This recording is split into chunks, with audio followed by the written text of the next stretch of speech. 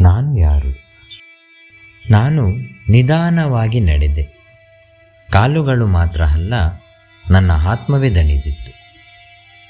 ಎಷ್ಟೋ ದಿನಗಳಿಂದ ನಗು ಮರೆತು ಕಣ್ಣೀರನ್ನು ಒಳಗೆ ಮುಚ್ಚಿಟ್ಟುಕೊಂಡು ಜೀವನದ ಹಿಂದೆ ಓಡುತ್ತಿದ್ದೆ.